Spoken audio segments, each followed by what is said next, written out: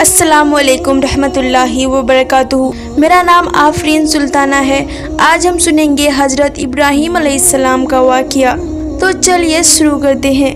حضرت ابراہیم علیہ السلام کا ذکر قرآن پاک میں ہے۔ قرآن پاک میں رشد و ہدایت کا پیغام چونکہ ابراہیمی ملت کا پیغام ہے، اس لیے قرآن پاک میں جگہ جگہ حضرت ابراہیم علیہ السلام کا ذکر کیا گیا ہے، جو مکی مدنی دونوں قسم کی صورتوں میں موجود ہے، یعنی 35 صورتوں کی 63 آیتوں میں حضرت ابراہیم علیہ السلام کا ذکر ملتا ہے۔ تاریخ اور تورات دونوں حضرت ابراہیم علیہ السلام کے والد کا نام بتاتے ہیں۔ قرآن پاک کے اعتبار سے حضرت ابراہیم علیہ السلام کے والد کا نام آجر ہے۔ اس سلسلے میں علماء تفسیر سے لکھنے والے مغربی مستشرقوں اور تحقیق کرنے والوں نے بڑی لمبی بحثیں کی ہے، لیکن ان میں اختیار کی گئی ٹھنڈی باتیں، اس لیے جب قرآن مجید نے کھول کر آجر کو ابراہیم علیہ السلام کا باپ کہا ہے، تو پھر انساب کے علماء اور بائبل کے تخمینی آرٹیکل سے متاثر ہو کر قرآن مجید کی یقینی تعبیر کو معزز کہنے اور اس سے آگے بڑھ کر قرآن مجید کے قواعد کی باتیں ماننے پر کون سی شرعی اور حقیقی ضرورت مجبور کرتی ہے؟ صاف اور سیدھا راستہ یہ ہے کہ قرآن مجید میں جو کہا گیا ہے اسے مان لیا جائے، چاہے وہ نام ہو یا لقب ہو۔ حضرت ابراہیم کے حالات کے ساتھ ان کے بھتیجے حضرت لوط علیہ السلام اور ان کے بیٹے حضرت اسماعیل علیہ السلام اور حضرت اسحاق علیہ السلام کے واقعات بھی وابستہ ہیں۔ ان تینوں پیغمبروں کے تفصیلی حالات ان تذکروں میں بیان کیے گئے ہیں۔ یہاں صرف حضرت ابراہیم علیہ السلام کے حالات کے تحت تک کہیں ذکر آئے گا۔ حضرت ابراہیم علیہ السلام کی شان کی اس عظمت کے پیش نظر جو نبیوں اور رسولوں کے درمیان ان کو حاصل ہے، قرآن مجید میں ان کے واقعات کو الگ اسلوب کے ساتھ جگہ بیان کیا گیا ہے۔ ایک جگہ پر اگر تھوڑے میں ذکر ہے تو دوسری جگہ تفصیل میں تذکرہ کیا گیا ہے، اور کچھ جگہوں پر ان کی شان اور خوبی کو سامنے رکھ کر ان کی شخصیات کا نمایاں کیا گیا ہے۔ تورات یہ بتاتی ہے کہ حضرت ابراہیم عراق کے قصبہ اور کے باشندے تھے اور اہل فدان میں سے تھے، اور ان کی قوم بت پرست تھی، جبکہ انجیل میں صاف لکھا ہے کہ ان کے والد نجاری کا پیشہ کرتے تھے اور اپنی کام کے الگ قبیلوں کے لیے لکڑی کے بت بناتے اور بیچا کرتے تھے۔ مگر حضرت ابراہیم علیہ السلام کو شروع سے ہی حق کی بڑست اور رشد و ہدایت عطا فرمائی۔ وہ یہ یقین رکھتے تھے کہ بت نہ دیکھ سکتے ہیں، نہ سن سکتے ہیں، اور نہ کسی کی پکار کا جواب دے سکتے ہیں، اور نہ نفع و نقصان کا اس سے کوئی وابستہ ہے، اور نہ لکڑی کے کھلونے اور دوسری بنی ہوئی چیزوں اور ان کے بیچ کوئی فرق و امتیاز نہیں۔ وہ صبح سے شام اپنی آنکھوں سے دیکھتے کہ ان بے جان مورتیوں کو میرا باپ اپنے ہاتھوں سے بناتا ہے، اور جس طرح اس کا دل چاہتا ہے ناک کان آنکھ گڑھ لیتا ہے اور پھر خریدنے والے کے ہاتھ بیچ دیتا ہے، تو کیا یہ خدا ہو سکتا ہے؟ یا خدا جیسا یا خدا کے برابر ہو سکتا ہے؟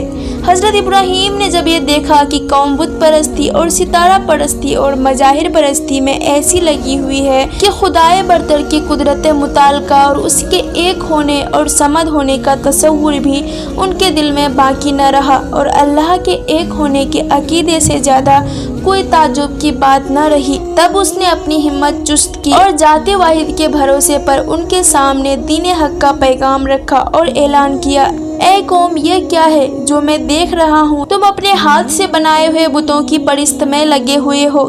کیا تم اس قدر غفلت کے خواب میں ہو جس بے جان لکڑی کو آپ نے ہتھیاروں سے گر کر مورتیاں تیار کی؟ اگر وہ مرضی کے مطابق نہ بنے تو ان کو توڑ کر دوسرے بنا لیتے ہو، بنا لینے کے بعد پھر انہی کو پوجنے اور نفع نقصان کا مالک سمجھنے لگتے ہو۔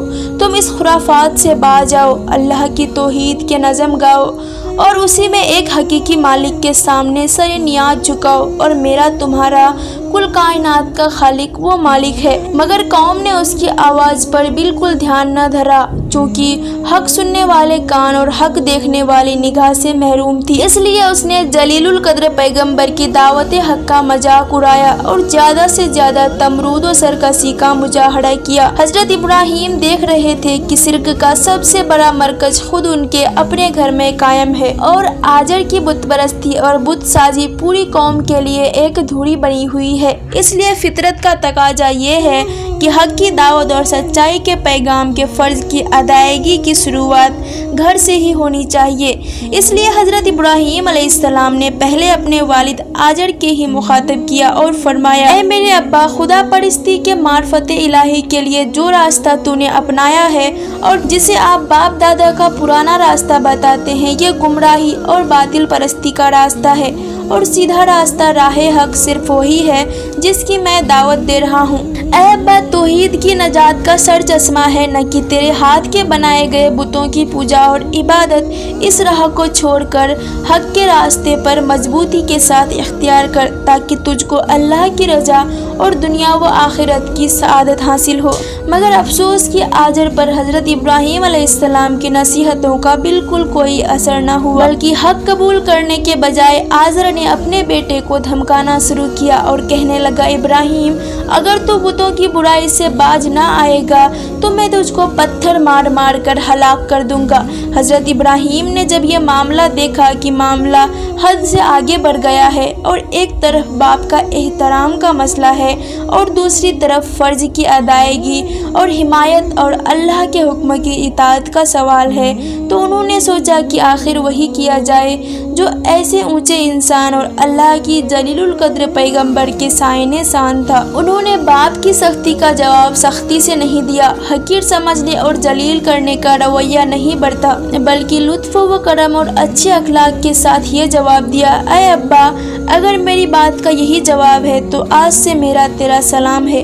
میں اللہ کے سچے دین اور اس کے پیغام حق کو نہیں چھوڑ سکتا اور کسی حال میں بتوں کی پرست نہیں کر سکتا۔ میں آج تجھ سے جدا ہو جاتا ہوں، مگر غائبانہ بارگاہ الہی میں بخشش طلب کرتا رہوں گا تاکہ تجھ کو ہدایت نصیب ہو اور تو اللہ کے عذاب سے نجات پائے۔ باپ اور بیٹے کے درمیان جب میل کی کوئی شکل نہ بنی اور آزر نے کسی طرح بھی رشد و ہدایت قبول نہ کیا، تو حضرت ابراہیم نے آزر سے جدائی اختیار کر لی اور اپنے حق کی دعوت اور رسالت کے پیغام کو پھیلا دیا، اور اب صرف آجر ہی مخاطب نہ رہا بلکہ پوری قوم مخاطب بن گیا۔ مگر قوم اپنے باپ دادا کے دین کو کب چھوڑنے والی تھی؟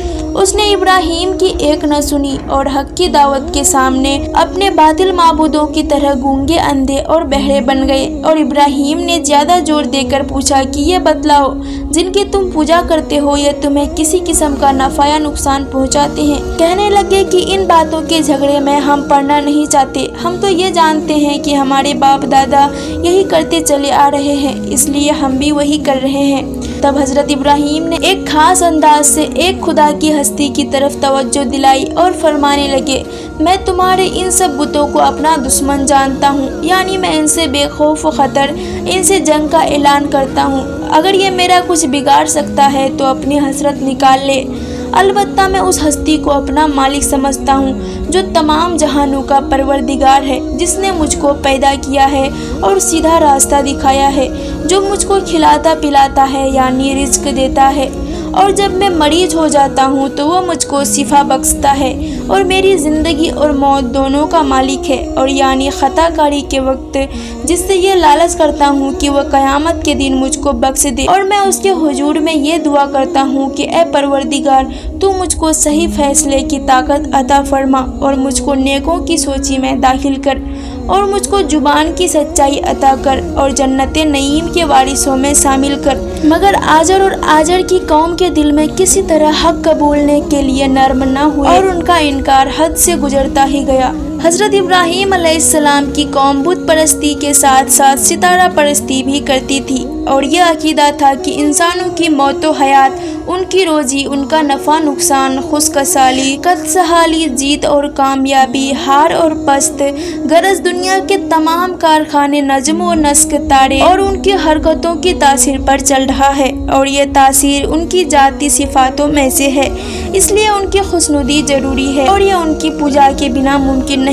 اس طرح حضرت ابراہیم علیہ السلام جس طرح ان کو ان کی سفلی جھوٹے معبودوں کی حقیقت کھول کر حق کے راستے کی طرف دعوت دی، اسی طرح ضروری سمجھا کہ ان کے باطل معبودوں کو بے ثابت اور فنا کے منظر پیش کر کے اس حقیقت سے بھی آگاہ کر دے کہ تمہارا خیال بالکل غلط ہے، اس چمکتے ہوئے ستاروں، چاند اور سورج کو خدائی کا طاقت حاصل نہیں، ہرگز نہیں، یہ بیکار کا خیال اور باطل عقیدہ ہے۔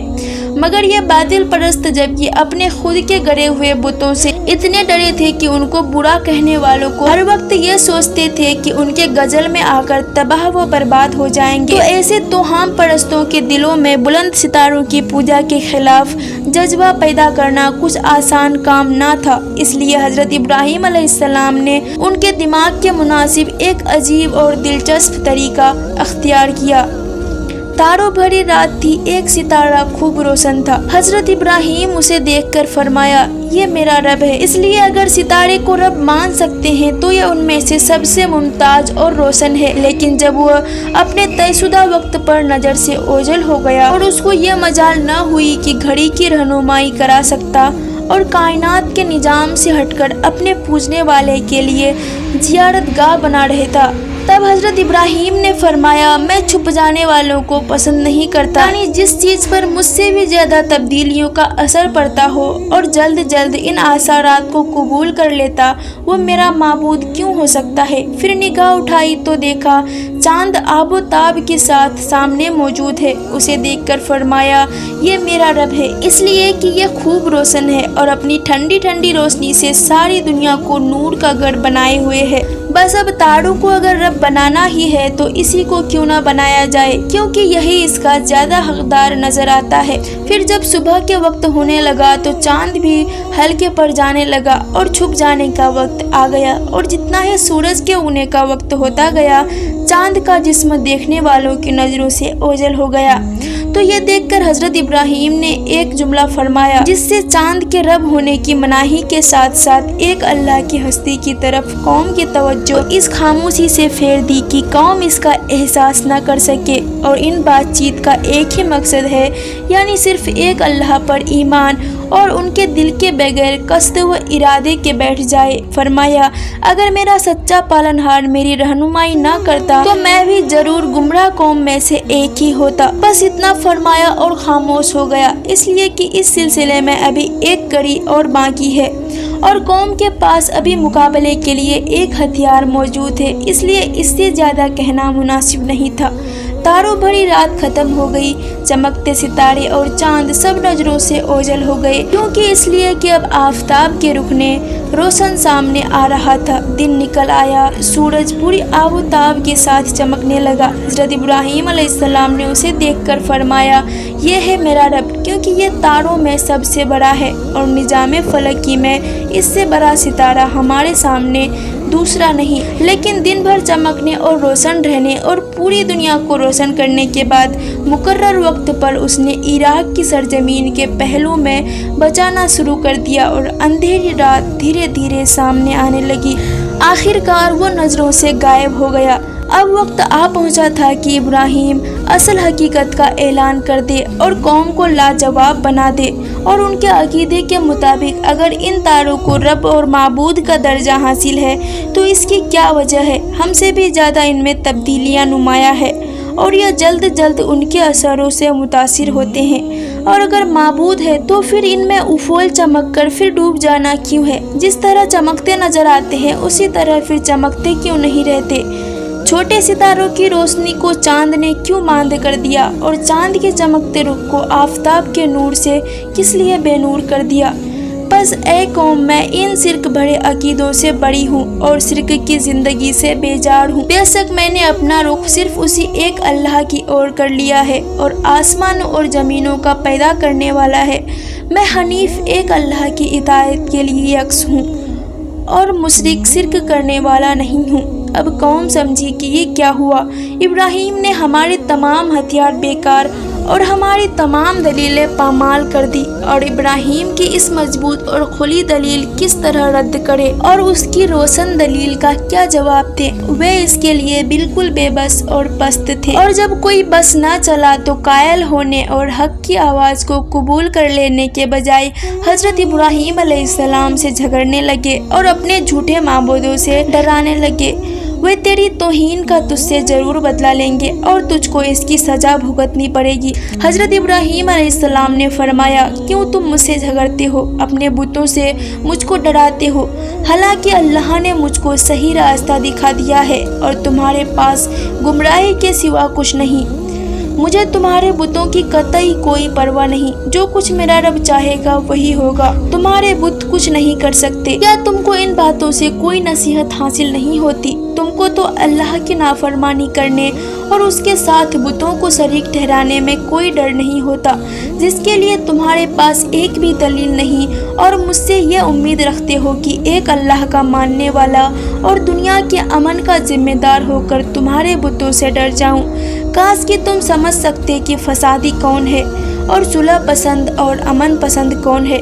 सही अमन की जिंदगी उसी को हासिल है जो एक अल्लाह पर ईमान रखता और शिर्क से बेजार रहता है और वही रास्ते पर है। बहरहाल अल्लाह की ये शानदार हुज्जत थी कि उसने हजरत इब्राहीम अलैहिस्सलाम की जुबान से बुत परस्ती के खिलाफ हिदायत व तबलीग के बाद कवाकिब परस्ती, तारा परस्ती के रद्द में जाहिर फरमाई और उनकी कौम के मुकाबले उनको रोशन और खुली दलीलों से सरबुलंद अता फरमाई। गरज इन तमाम रोशन और खुली दलीलों के बाद जब कौम इस्लाम की दावत कबूल न की और बुत परस्ती और कवाकिब परस्ती में उसी तरह पड़ी रही, तो हजरत इब्राहीम अलैहिस्सलाम ने एक दिन जमहूर के सामने जंग का ऐलान कर दिया। मैं तुम्हारे बुतों के बारे में ऐसी चाल चलूंगा जो तुमको जीत कर ही छोड़ेगी।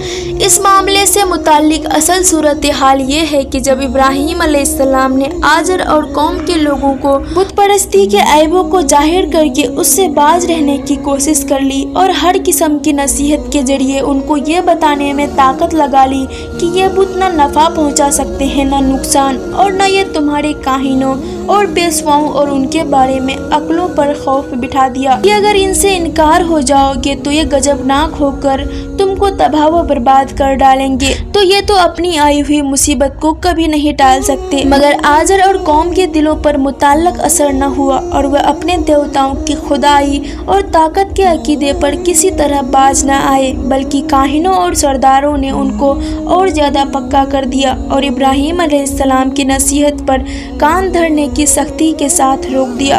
तब हजरत इब्राहीम अलैहिस्सलाम ने सोचा कि मुझको रुश्द व हिदायत का ऐसा पहलू अख्तियार करना चाहिए कि जिससे लोग ये देख ले कि वाकई हमारे देवता सिर्फ लकड़ी और पत्थरों की मूर्तियां हैं, जो गूंगी भी है, बहरी भी है और अंधी भी है, और दिलों में ये यकीन बैठ जाए कि उनके बारे में हमारे काहिनों और सरदारों ने जो कुछ भी कहा है वो बिल्कुल गलत और बेसड़ पैर की बात थी और इब्राहीम ही की बात सच्ची है। अगर ऐसी कोई शक्ल बन गई तो फिर मेरे लिए हक की तबलीग करने के लिए आसान राह निकल आएगी। ये सोचकर उन्होंने अमल का एक निज़ाम तैयार किया जिसको किसी पर जाहिर नहीं होने दिया, और उसकी शुरुआत इस तरह की कि बातों बातों में अपनी कौम के लोगों से ये कहकर गुजरे कि मैं तुम्हारे बुतों के साथ एक खुफिया चाल चलूंगा। गोया इस तरह उनको तंबीह करनी थी, अगर तुम्हारे देवताओं में कुछ कुदरत है जैसा कि तुम दावा करते हो तो मेरी चाल का बातिल और मुझको मजबूर कर दे कि मैं ऐसा ना कर सकूं।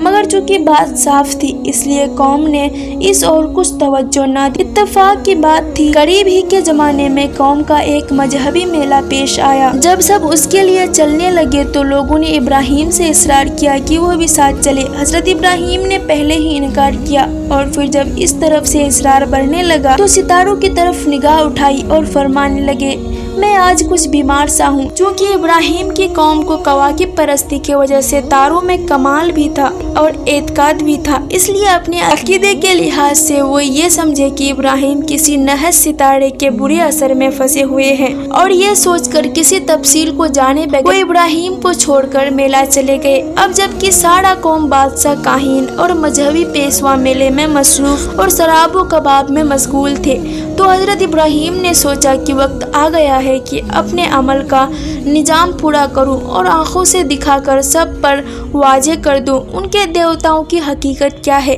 वो उठे और सबसे बड़े देवता के हैकल मंदिर में पहुंचे।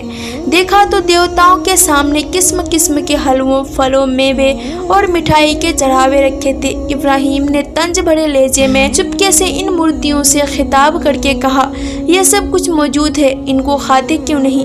फिर कहने लगे, मैं बात कर रहा हूँ, क्या बात है, तुम जवाब क्यों नहीं देते? اور پھر ان سب کو توڑ پھوڑ ڈالا۔ سب سے بڑے بت کے کاندھے پر تیر رکھ کر واپس چلے آئے۔ جب سب لوگ میلے سے واپس آئے تو ہیکل مندر میں بتوں کا یہ حال پایا۔ وہ لوگ بہت بگڑے اور ایک دوسرے سے پوچھنے لگے کہ یہ کیا ہوا اور کس نے کیا۔ ان میں سے وہ بھی تھے جن کے سامنے ابراہیم علیہ السلام اللہ تاکیدن انقسانم کہہ چکے تھے۔ انہوں نے فوراً کہا کہ یہ اس آدمی کا کام ہے جس کا نام ابراہیم ہے، وہی ہمارے دیوتاؤں کا دشمن ہے۔ کاہنوں اور سرداروں نے یہ سنا تو غم و غصے سے لال ہو گئے اور کہنے لگے اس کو مجمع کے سامنے پکڑ کر لاؤ تاکہ سب دیکھیں کہ مجرم آدمی کون ہے۔ ابراہیم علیہ السلام سامنے لائے گئے تو بڑے روب و داب سے انہوں نے پوچھا، کیوں ابراہیم، تو نے ہمارے دیوتاؤں کے ساتھ یہ سب کچھ کیوں کیا؟ ابراہیم نے کہا کہ اب وہ بہترین موقع آ گیا ہے جس کے لیے میں یہ تدبیر اختیار کروں۔ مجمع موجود ہے، لوگ دیکھ رہے ہیں کہ ان کے دیوتاؤں کا کیا حشر ہو گیا ہے، اس لیے اب کاہنوں مذہبی پیشکشوں کو لوگوں کی موجودگی میں ان کے باطل عقیدے پر شرمندہ کر دینے کا وقت ہے، تو عام لوگوں کو آنکھوں دیکھتے معلوم ہو جائے کہ آج تک ان دیوتاؤں سے متعلق جو کچھ ہم نے کاہنوں اور پجاریوں سے کہا یہ سب ان کا مکر و فریب ہے۔ مجھے ان سے کہنا چاہیے کہ یہ سب بڑے بت کی کارروائی ہے، اس سے معلوم کر لو۔ لا محالہ وہ یہی جواب دیں گے کہ بت بھی کبھی بولتے ہیں اور بات کرتے ہیں، تب میرا مطلب حاصل ہوگا اور پھر میں ان کے عقیدے کے پول لوگوں کے سامنے کھول کر صحیح عقیدے کی تلقین کر سکوں گا اور بتاؤں گا کہ کس طرح وہ باطل اور گمراہی میں مبتلا ہیں۔ اس وقت ان کاہنوں اور پجاریوں کے ساتھ شرمندگی کے سوائے کیا ہوگا؟ اس لیے حضرت ابراہیم نے جواب دیا، بلکہ ان میں سے بڑے بت نے یہ کیا ہے، پس اگر یہ تمہارے دیوتا بولتے ہیں تو ان سے معلوم کر لو۔ ابراہیم علیہ السلام اس یقینی حجت اور دلیل کے کاہنوں اور پجاریوں کے پاس کیا جواب ہو سکتا تھا؟ وہ شرم سے ڈوبے ہوئے دلوں میں ذلیل و رسوا تھے اور سوچتے تھے کہ یہ کیا جواب دیں گے۔ عام لوگ بھی آج سب کچھ سمجھ گئے تھے اور انہوں نے اپنی آنکھوں سے یہ منظر دیکھ لیا تھا جس کے لیے وہ تیار نہ تھے، یہاں تک کہ چھوٹے اور بڑے سبھی کو دلیل میں اقرار کرنا پڑا کہ ابراہیم علیہ السلام ظالم نہیں بلکہ ظالم ہم خود ہیں اور ایسے بے دلیل اور بے باطل عقیدے پر یقین رکھتے ہیں۔ تب شرم سے سر جھکا کر کہنے لگے، ابراہیم تو خوب جانتا ہے ان دیوتاؤں میں بولنے کی طاقت نہیں ہے، یہ تو بے جان مورتیاں ہیں۔ اس طرح حضرت ابراہیم کی حجت و دلیل کامیاب ہوئی اور دشمنوں نے مان لیا کہ ظالم ہم ہی ہیں، اور ان کو تمام لوگوں کے سامنے زبان سے اقرار کرنا پڑا کہ ہمارے دیوتا جواب دینے اور بولنے کی طاقت نہیں رکھتے، نفع و نقصان کا مالک ہونا تو دور کی بات ہے۔ اب ابراہیم علیہ السلام نے تھوڑے میں مگر جامع لفظوں میں ان کو نصیحت بھی کی اور ملامت بھی، اور بتایا کہ جب یہ دیوتا نہ نفع پہنچا سکتے ہیں نہ نقصان، تو پھر یہ خدا اور معبود کیسے ہو سکتے ہیں؟ افسوس تم اتنا بھی نہیں سمجھ سکتے اور عقل سے کام نہیں لیتے۔ فرمانے لگے، کیا تم اللہ تعالیٰ کو چھوڑ کر ان چیزوں کی پوجا کرتے ہو جو تم کو نہ نفع پہنچا سکتے ہیں اور نہ نقصان دے سکتے ہیں؟ تم پر افسوس ہے اور تمہارے ان جھوٹے معبودوں پر بھی جن کو تم نے اللہ کے سوا پوجتے ہو۔ کیا تم عقل سے کام نہیں لیتے؟ بس وہ سب ہلہ کر کے ابراہیم کے ارد گرد جمع ہو گئے۔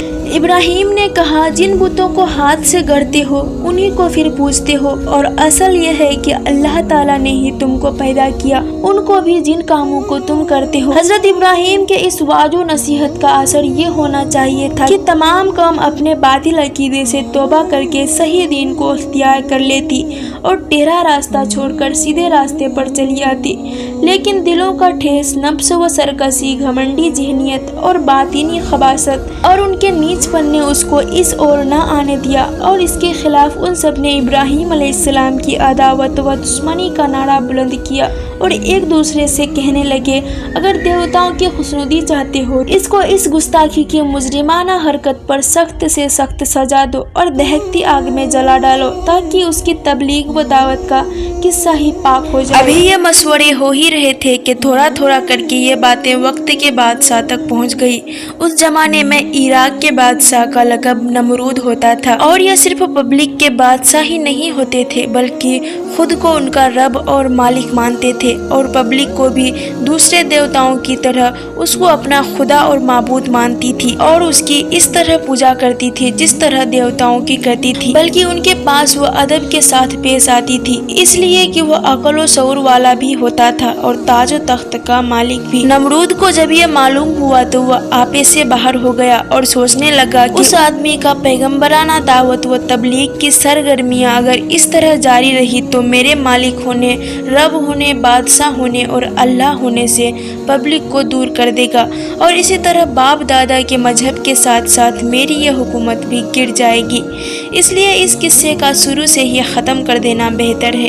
یہ سوچ کر اس نے حکم دیا کہ ابراہیم کو ہمارے دربار میں حاضر کرو۔ ابراہیم علیہ السلام سے معلوم کیا کہ تو باپ دادا کے دین کی مخالفت کس لیے کرتا ہے اور مجھ کو رب ماننے سے تجھ کو کیوں انکار ہے؟ ابراہیم علیہ السلام نے کہا، میں اللہ کو ماننے والا ہوں، اس کے علاوہ کسی کو اس کا شریک نہیں مانتا۔ ساری کائنات اور تمام عالم اسی کی مخلوق ہے اور وہی ان سب کا پیدا کرنے والا اور مالک ہے۔ تو بھی اسی طرح ایک انسان ہے جس طرح ہم سب انسان ہیں۔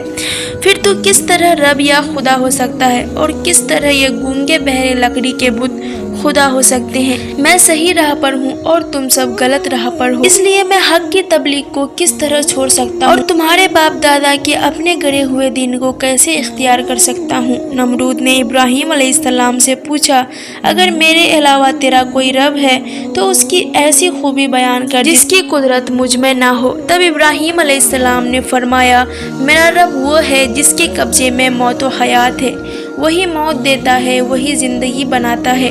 ٹیڑھی سمجھ والا نمرود موت و حیات کی حقیقت سے نا آشنا کہنے لگا، اس طرح موت اور زندگی تو میرے قبضے میں بھی ہے۔ اور یہ کہہ کر اسی وقت ایک بے قصور آدمی کے بارے میں جلاد کو حکم دیا کہ اس کی گردن مار دو اور موت کے گھاٹ اتار دو۔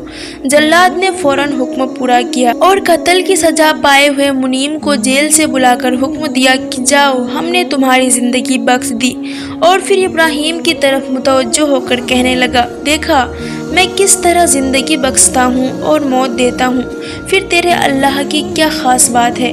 ابراہیم علیہ السلام سمجھ گئے کہ نمرود یا تو موت اور زندگی کی اصل حقیقت نہیں جانتا یا لوگوں اور پبلک کو غلط فہمی میں ڈال دینا چاہتا ہے تاکہ وہ اس فرق کو نہ سمجھ سکے۔ زندگی بخشنا ان کا نام نہیں بلکہ نہ سے ہاں کرنے کا نام زندگی بخشنا ہے، اور اسی طرح کسی کو قتل یا پھانسی سے بچا لینا موت کا مالک ہونا نہیں ہے۔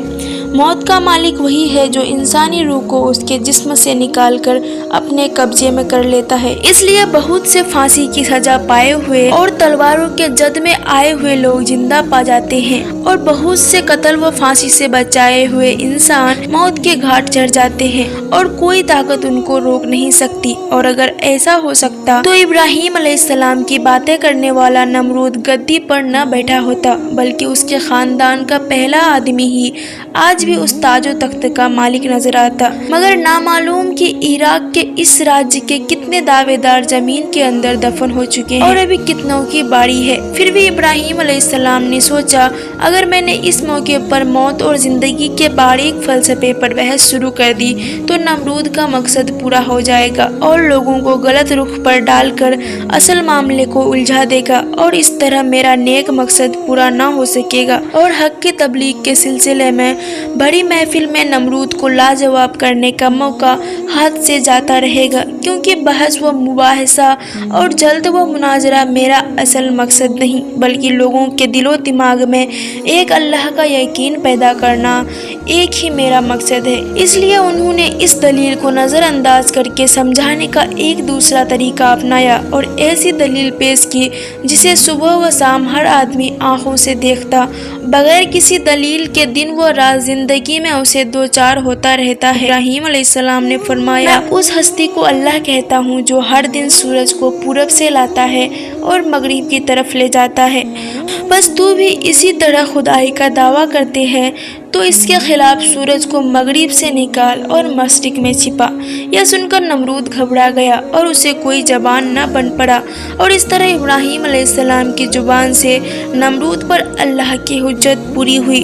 نمرود اس دلیل سے گھبرایا کیونکہ اس کے پاس اس کے مقابلے میں غلط سمجھنے کی گنجائش کیوں نہ رہی۔ اس لیے ابراہیم علیہ السلام کی دلیل کا حاصل یہ تھا کہ میں ایک ایسی ہستی کو اللہ مانتا ہوں جس کے بارے میں میرا عقیدہ یہ ہے کہ ساری کائنات اور اس کا سارا نظام اسی نے ہی بنایا ہے، اور اسے اس پورے نظام اور اپنی حکمت کے قانون میں ایسا کس دیا ہے کہ اس کی کوئی چیز مقرر جگہ سے پہلے اپنی جگہ سے ہٹ نہیں سکتی اور نہ ادھر ادھر ہو سکتی ہے۔ تم اس پورے نظام میں سے سورج ہی کو دیکھو کہ دنیا اس سے کتنے فائدے حاصل کرتی ہے، ساتھ ہی اللہ نے اس سے نکلنے اور ڈوبنے کا ایک نظام مقرر کر دیا ہے۔ بس اگر سورج لاکھ بار بھی چاہے کہ وہ نظام سے باہر ہو جائے تو اس پر اسے قدرت حاصل نہیں، کیونکہ اس کی باغ ڈور ایک اللہ کی قدرت کے قبضے میں ہے، اور اس کو بے شک یہ قدرت ہے کہ وہ جو چاہے کر گزرے، لیکن وہ کرتا وہی ہے جو اس کی حکمت کا تقاضا ہے۔ اس لیے اب نمرود کے لیے تین ہی شکلیں جواب دینے کی ہو سکتی تھی، یا وہ کہے کہ مجھے سورج پر پوری قدرت حاصل ہے اور میں نے بھی یہ سارا نظام بنایا ہے، مگر اس نے یہ جواب اس لیے نہیں دیا کہ وہ خود اس کا قائل نہیں اور یہ ساری کائنات اس نے بنائی ہے اور سورج کی حرکت اور اس کی قدرت کے قبضے میں ہے، بلکہ وہ تو خود کو اپنی رعایا کا رب اور دیوتا کہلاتا ہے۔ اور دوسری شکل یہ تھی، میں اس دنیا کو کسی کی پیدا کی ہوئی چیز نہیں مانتا، اور سورج تو مستقل خود دیوتا ہے، اس کے اختیار میں خود بہت کچھ ہے۔ مگر اس نے یہ بھی اس لیے نہیں کہا کہ اگر وہ ایسا کہتا تو ابراہیم علیہ السلام کا وہی اعتراض سامنے آ جاتا جو انہوں نے سب کے سامنے سورج کے رب ہونے کے خلاف اٹھایا تھا۔ اگر وہ رب ہے تو عبادت کرنے والے اور پجاریوں سے زیادہ اس معبود اور دیوتاؤں میں تبدیلیاں اور فنا کے اثرات کیوں موجود ہے؟ رب کو فنا اور تبدیل سے کیا واسطہ، اور کیا اس کی قدرت میں ہے اگر وہ چاہے تو مقرر وقت سے پہلے یا بعد میں نکل یا ڈوب جائے؟ تیسری شکل یہ تھی کہ ابراہیم علیہ السلام کے چیلنج کو قبول کر لیتا اور مغرب سے نکال کر دکھا دیتا، مگر نمرود چونکہ ان تینوں شکل میں سے کسی شکل میں جواب دینے کی قدرت نہ رکھتا تھا، اس لیے پریشان اور لاجواب ہو جانے کے علاوہ اس کے پاس کوئی دوسرا راستہ نہیں بچا۔ غرض حضرت ابراہیم علیہ السلام نے سب سے پہلے اپنے والد آزر سے اسلام کے سلسلے کی بات کہی، حق کا پیغام سنایا اور سیدھا راستہ دکھلایا۔ اس کے بعد عام لوگوں اور سب لوگوں کے سامنے حق کو مان لینے کے لیے فطرت کے بہترین اصول و دلیل پیش کیے، نرمی سے، میٹھی باتوں سے، مگر مضبوط اور روشن حجت و دلیل کے ساتھ ان پر حق کو واضح کیا۔ سب سے آخر میں بادشاہ نمرود سے مناظرہ کیا اور اس پر روشن کر دیا کہ رب ہونے اور معبود ہونے کا حق صرف ایک اللہ ہی کے لیے سب سے مناسب ہے، اور بڑے بڑے شہنشاہ کو یہ حق نہیں کہ وہ اس کی برابری کا دعویٰ کرے، کیونکہ وہ اور کل دنیا اسی کی مخلوق ہے اور وجود و عدم کے قید و بند میں گرفتار۔ مگر اس کے باوجود کہ بادشاہ آزر اور عام لوگ حضرت ابراہیم علیہ السلام کی دلیلوں سے لاجواب ہوتے اور دلوں میں قائل، بلکہ بتوں کے واقعے میں تو زبان سے اقرار کرنا پڑا کہ ابراہیم علیہ السلام جو کچھ کہتا ہے وہی حق ہے اور صحیح و درست ہے، پھر بھی ان میں سے کسی نے سیدھے راستے کو نہ اپنایا اور حق قبول کرنے سے بچتے رہے، اور اتنا ہی نہیں بلکہ اس کے خلاف اپنی ندامت اور ذلت سے متاثر ہو کر بہت زیادہ گیج و غضب میں آ گئے، اور بادشاہ سے رعایا تک سب نے ایک ہو کر فیصلہ کر لیا کہ دیوتاؤں کی توہین اور باپ دادا کے دینوں سے مخالفت میں ابراہیم کو دہکتی آگ میں جلا دینا چاہیے، کیونکہ ایسے سخت مجرم کی سزا یہی ہو سکتی ہے، اور دیوتاؤں کو حقیر سمجھنے کا بدلہ اسی طرح لیا جا سکتا ہے۔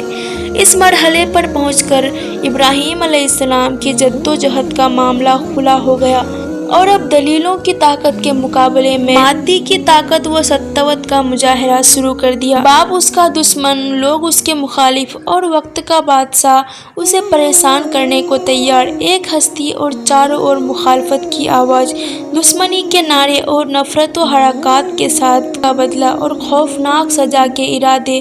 ایسے وقت میں اس کی مدد کون کرے اور اس کی حمایت کا سامان کیسے جٹے؟ مگر ابراہیم علیہ السلام کو نہ اس کی پرواہ تھی، نہ اس کا ڈر تھا، وہ اسی طرح بے خوف و خطر اور ملامت کرنے والوں کی ملامت سے بے نیاز حق کے اعلان میں مست و رشد ہدایت کی دعوت میں لگے ہوئے تھے۔ البتہ ایسے نازک وقت میں جب تمام مادی سہارے ختم ہو چکے تھے، ابراہیم علیہ السلام نے اس وقت بھی ایک ایسا بڑا زبردست سہارا موجود تھا جس کو تمام سہاروں کا سہارا اور تمام مددوں کا مدد کرنے والا کہا جاتا ہے، اور وہ ایک اللہ کا سہارا تھا۔ اس نے اپنے جلیل القدر پیغمبر قوم کے بڑے بڑے درجے اور داعی اور رہنما کے بے یار اور مددگار رہنے دیا اور دشمنوں کے تمام منصوبوں کو خاک میں ملا دیا۔ ہوا یوں کہ نمرود اور قوم نے ابراہیم علیہ السلام کی سزا کے لیے ایک مخصوص جگہ پر کئی دن لگاتار آگ دہکائی، یہاں تک کہ اس کے شعلے سے آس پاس کی چیزوں تک جھلسنے لگی۔ جب اس طرح بادشاہ اور قوم پورا اطمینان ہو گیا کہ اب ابراہیم کی اس سے بچ نکلنے کی کوئی شکل باقی نہ رہی، تب ایک کوفن میں ابراہیم علیہ السلام کو بٹھا کر دہکتی آگ میں پھینک دیا۔ اس وقت آگ میں جلنے کی تاثیر بخشنے والے اللہ نے آگ کو حکم دیا کہ اے آگ تو ابراہیم پر ٹھنڈی ہو جا۔ دہکتا آگ بھی ابراہیم کے لیے سلامتی کے ساتھ ساتھ سرد پڑ گئی۔ اب اسی وقت حضرت ابراہیم علیہ السلام کے حق میں بربند سالمہ بن گئی۔ دشمن ان کو کسی قسم کا نقصان نہ پہنچا سکے اور ابراہیم علیہ السلام دہکتی آگ میں سالم و محفوظ دشمنوں کے نرغے سے نکل گئے۔ مختصر یہ کہ بدبخت قوم نے کچھ نہ سنا اور کسی بھی طرح رشد و ہدایت کو قبول نہ کیا۔ ابراہیم علیہ السلام کی بیوی حضرت سارہ اور ان کے برادر جاد حضرت لوط علیہ السلام کے علاوہ کوئی ایک انسان ایمان نہیں لایا۔ تمام قوم نے حضرت ابراہیم علیہ السلام کو جلا دینے کا فیصلہ کر لیا اور دہکتی آگ میں ڈال دیا، لیکن اللہ تعالیٰ نے دشمنوں کے ارادے کو ذلیل و رسوا کر کے حضرت ابراہیم کے حق میں آگ کو بربند و سالمہ بنا دیا، یعنی ٹھنڈا کر دیا۔ تو اب ابراہیم علیہ السلام نے ارادہ کیا کہ کسی دوسری جگہ جا کر پیغام الہی سنائے اور حق کی دعوت پہنچائے۔ یہ سوچ کر فدان آرام سے ہجرت کا ارادہ کر لیا، اور ابراہیم نے کہا میں جانے والا ہوں اپنے پروردگار کی طرف، قریب ہی وہ میری رہنمائی کرے گا، یعنی اب مجھے کسی ایسی آبادی میں ہجرت کر کے چلا جانا چاہیے جہاں اللہ کی آواز حق پسند کان سے سنی جائے۔ اللہ کی زمین تنگ نہیں، یہاں نہیں تو کہیں اور صحیح، میرا کام حق پہنچانا ہے۔ اللہ اپنے دین کی اشاعت کا سامان خود پیدا کرے گا۔ بہرحال حضرت ابراہیم علیہ السلام اپنے باپ آزر اور قوم سے جدا ہو کر فرات کے پچھمی کنارے کے قریب ایک بستی میں چلے گئے جو آج کلدانیین کے نام سے مشہور ہے۔ یہاں کچھ دنوں قیام کیا۔ حضرت لوط علیہ السلام اور حضرت سارہ دونوں سفر میں ساتھ رہے۔ کچھ دنوں بعد یہاں سے حران کی اور چلے گئے اور وہیں دین اسلام کی تبلیغ شروع کر دی، مگر اس مدت میں بار بار اپنے باپ آزر کے لیے بارگاہ الہی میں استغفار کرتے، اس کی ہدایت کے لیے دعا مانگتے، اور یہ کچھ اس لیے کیا کہ وہ نہایت ہی دل کے نرم اور رحیم اور بہت ہی نرم دل بردبار انسان تھے۔ اس لیے آزر کی اور سے ہر قسم کی عداوت مجھروں کے باوجود انہوں نے آزر سے یہ وعدہ کیا کہ اگرچہ میں تجھ سے جدا ہو کر رہوں اور افسوس کہ تو نے اللہ کی رشد و ہدایت پر توجہ نہ کی، پھر بھی میں برابر تیرے حق میں اللہ کی مغفرت کی دعا کرتا رہوں گا۔ آخر کار حضرت ابراہیم نے وحی کا مطالعہ کیا۔ اللہ تعالیٰ نے فرمایا کہ آزر ایمان لانے والا نہیں ہے، یہ انہی لوگوں میں سے ہے جنہوں نے اپنی نیک و استعداد کو فنا کر کے خود کو اس کا مصداق بنا لیا۔ اللہ نے مہر لگا دی ان کے دلوں پر اور ان کے کانوں پر اور ان کی آنکھوں پر پردہ ہے۔ حضرت ابراہیم علیہ السلام کو جب یہ معلوم ہو گیا تو آپ نے آزر سے الگ ہونے کا صاف اعلان کر دیا۔ حضرت ابراہیم علیہ السلام اس طرح تبلیغ کرتے کرتے فلسطین پہنچے۔ اس سفر میں ان کے ساتھ حضرت سارہ، حضرت لوط علیہ السلام اور حضرت لوط کی بیوی تھی۔ حضرت ابراہیم علیہ السلام فلسطین کے پچھمی حصے میں ٹھہرے۔ اس زمانے میں یہ علاقہ کنانیوں کے اختیار میں تھا۔ پھر قریب ہی سمک میں چلے گئے اور وہاں کچھ دنوں تک ٹھہرے رہے۔ اس کے بعد یہاں بھی زیادہ دنوں قیام نہیں فرمایا اور مغرب کی طرف بڑھتے ہی چلے گئے، یہاں تک کہ مصر تک جا پہنچے۔ تمام روایت سے اس قدر یقینی معلوم ہوتا ہے کہ حضرت ابراہیم علیہ السلام اپنی بیوی سارہ اور اپنے بھتیجے حضرت لوط علیہ السلام کے ساتھ مصر کی طرف چلے گئے۔ یہ وہ زمانہ ہے جب کہ مصر کی حکومت ایسے خاندان کے ہاتھ میں تھی जो सीमा नोम से ताल्लुक रखता था और इसी तरह हजरत इब्राहिम से नस्बी सिलसिले में वाबस्ता था। यहाँ पहुंचकर इब्राहिम अलैहिस्सलाम मिस्र से फिरौन के दरमियान जरूर कोई ऐसा वाक़या पेश आया जिससे उसको यकीन हो गया कि इब्राहिम और उसका ख़ानदान खुदा का मतलब और बरगज़ीदा ख़ानदान है। यह देखकर उसने हज़रत इब्राहिम अलैहिस्सलाम और उनकी बीबी हज़रत सारा का बहुत एजाज़ किया और उनको हर किस्म के माल व मात से नवाजा। और फिर इसी पर इत्तफाक नहीं किया बल्कि उसने अपनी कदीम ख़ानदानी रिश्ते को मजबूत की और मुस्तहक करने के लिए अपनी बेटी हाजरा को उनके ब्याह में दे दिया। और उस ज़माने में रस्म और रिवाज के एतबार से पहली और बड़ी बीबी की खिदमत गुजार करार पाई। चुनांचे यहूदियों के एतबार वाली रिवायत के मुताबिक हजरत हाजरा साहे यमन फिरौन की बेटी थी, लौंडी और बांदी नहीं थी। तौरात का एक एतबार वाला मुफस्सी से सुलुमुलु इसहाक किताब में लिखता है, जब उसने रक्कयुन साहे मिस्र ने सारा की वजह से करामातों को देखकर कहा कि मेरी बेटी इस घर की लौंडी होकर रहना दूसरे घर की मलका होकर रहने से ज़्यादा बेहतर है। दूसरी अरबी भाषा में हाजरा के मानी है लिहाज से कियास के करीब ज़्यादा यही है कि चूँकि यह अपने वतन मिस्र से जुदा होकर हिजरत करके हज़रत इब्राहीम अलैहिस्सलाम के शरीके हयात और हज़रत सारा की खिदमत गुजार बनी, इसलिए हाजरा कहलाई। और तौरात में हाजरा को सिर्फ इसलिए लौंडी कहा गया है कि साहे मिस्र ने उनको सारा और हज़रत इब्राहीम के सुपुर्द करते हुए ये कहा था कि वह सारा की खिदमत गुजार रहेगी। मतलब ये न था कि वो लौंडी थी, बल्कि साहे मिस्र की वो बेटी थी। हज़रत इब्राहीम अलैहिस्सलाम की ज़िंदगी के कुछ वाक़ये उनके बेटे हज़रत इस्माइल और हज़रत इसहाक से जुड़े हुए हैं। मुनासिब समझा गया है कि इन वाक़यों को उन दोनों नबियों की हालात में ही बयान किया जाए। यही हाल उन वाक़यों का है जिनका ताल्लुक़ उनके भतीजे हज़रत लूत अलैहिस्सलाम से है।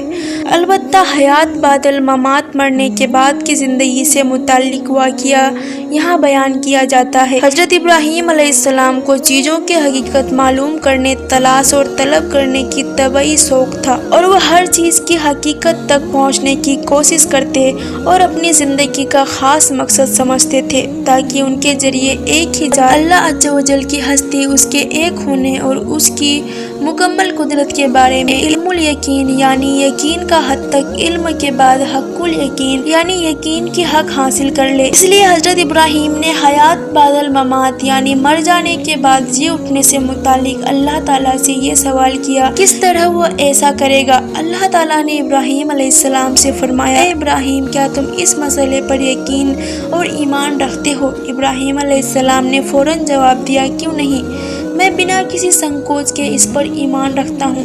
लेकिन मेरा यह सवाल ईमान व यकीन के ख़िलाफ़ इसलिए नहीं है कि मैं इल्मुल यकीन के साथ साथ ऐनुल यकीन और हक़्क़ुल यकीन भी हूँ। अगर किसी मसले के बारे में दलील व बुरहान के ज़रिए ऐसा इल्म हासिल हो जाए कि वह सको सुबह जाता रहे, तो इस कैफियत को इल्मुल यकीन कहा जाता है। और इसका दूसरा दर्जा ये है कि इस इल्म के मुशाहिदों से भी तौसीक़ हो जाए तो उसे ऐनुल यकीन कहा जाता है। इसके बाद तीसरा और आखिरी दर्जा हक़्क़ुल यकीन का है। ये वो कैफियत है जब इसके मसले से मुताल्लिक़ तमाम हकीकतें वाज़ेह हो जाती है और आगे जुस्तजू की ख्वाहिश बाकी ना रहती। मेरी तमन्ना ये है कि तू मुझको आँखों से मुशाहदा करा दे और मौत के बाद की ज़िंदगी की क्या शक्ल होगी उसे दिखा दे। तब अल्लाह ताला ने फरमाया कि अच्छा, अगर तुमको उसे मुस्तहाद की तलब है तो कुछ परिंदे ले आओ और उनके टुकड़े टुकड़े करके सामने वाले पहाड़ पर डाल दो और फिर थोड़ी दूर के फासले पर खड़े रहो और उनको पुकारो। हज़रत इब्राहीम ने ऐसा ही किया। जब हज़रत इब्राहीम अलैहिस्सलाम ने उनको आवाज़ दी तो उन सब के टुकड़े अलग अलग होकर फ़ौरन अपनी शक्ल पर आ गए और जिंदा होकर हज़रत इब्राहीम अलैहिस्सलाम के पास उड़ते हुए चले आए। यह वाक़या सूरह बकर की आयत नंबर 260 में बयान हुआ है। हज़रत इब्राहीम अलैहिस्सलाम के बड़े बेटे हज़रत इस्माइल की विलादत के वक्त उनकी उम्र 87 साल की थी और दूसरे बेटे हज़रत इसहाक की विलादत के वक्त उनकी उम्र पूरे 100 साल थी। हज़रत इब्राहीम अलैहिस्सलाम ने हज़रत सारा और हज़रत हाजरा के अलावा एक और शादी की थी جن سے ان کے یہاں 6 بیٹے ہوئے تھے۔ ان کی نسل اپنی ماں کے نام سے بنی کتورہ کہلائی۔ حضرت ابراہیم کی کل عمر 175 سال ہوئی۔ وہ حروباً یروشلم کے قریب ایک جگہ میں مدفون کیے گئے ہیں، یعنی دفن کیے گئے ہیں۔ انشاءاللہ اگلے ویڈیو میں حضرت اسماعیل کا ذکر کریں گے۔ تب تک کے لیے اللہ حافظ۔